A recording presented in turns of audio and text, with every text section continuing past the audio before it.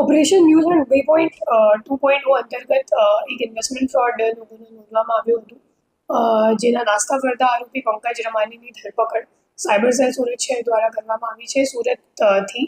અને આ સિવાય એક બીજા પણ જે ગુનો ઇન્વેસ્ટમેન્ટ ફ્રોડનો ગુનો નોંધવામાં આવ્યો હતો ઓપરેશન ન્યૂઝ 2.0 દરમિયાન, એમાં પણ આ જે પંકજ રામાણી છે એક નાસ્તો ફરતો આરોપી છે. તો એમ કરીને બે ગુનામાં એમની ભૂમિકા છે. એમની ભૂમિકા એમ વચેટિયા જેવી છે કે જે અકાઉન્ટ હોલ્ડર છે એમની પાસેથી કમિશન પેટે અકાઉન્ટ લેતો હતો અને પછી ઉપરા જે ફ્રોડ કરનાર જે ગેંગ છે એમને આપવામાં આવતો હતો.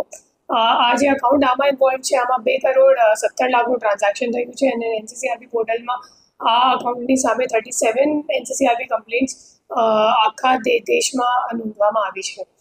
અને હાલ આ ચેન તો આપણી પૂરી થઈ ગઈ, પણ આ સિવાય આ જે અમાઉન્ટ છે તો એની રિકવરી માટે અમારી પ્રયાસ જે છે ચાલુ છે.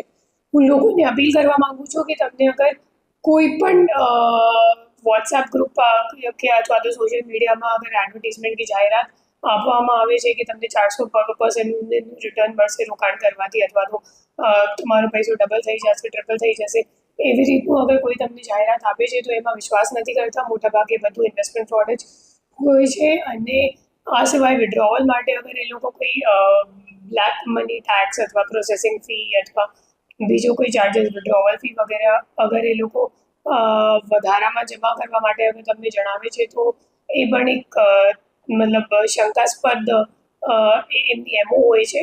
અને એનાથી પણ આપણને ખબર પડવી જોઈએ કે આ મારી સાથે છેતરપિંડી ખરેખર એ લોકો કરી રહ્યા છે.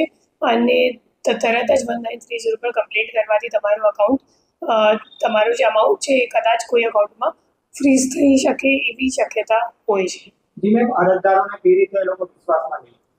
એ લોકો મોટા ભાગે પહેલાં તો સોશિયલ મીડિયા પર જાહેરાત આપે છે. જાહેરાત આપીને પછી તમે ક્લિક કરો અથવા તો તમારું ડિટેલ્સ આપો તો પછી એ લોકો તમને કોઈ વોટ્સએપ ગ્રુપ અથવા તો ટેલિગ્રામ ગ્રુપ પર એડ કરી નાખે છે. પછી એ ટેલિગ્રામ ગ્રુપ અથવા તો વોટ્સએપ ગ્રુપમાં મોટા ભાગે મતલબ 500-600 તમને મેમ્બર્સ મળશે.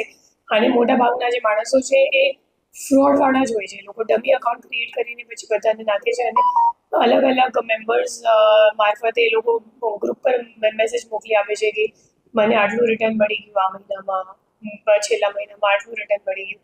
તો તમે એક ઓડિયન્સ તરીકે જ્યારે આ મેસેજ જોવો છો તો તમને પણ લાલચ આવી જાય છે કે બધા કમાવી રહ્યા છે અને સાચું લાગે છે એટલા માટે હું પણ ઇન્વેસ્ટ કરી નાખું. તો એવી રીતે માણસ ટ્રેપમાં આવી જાય છે.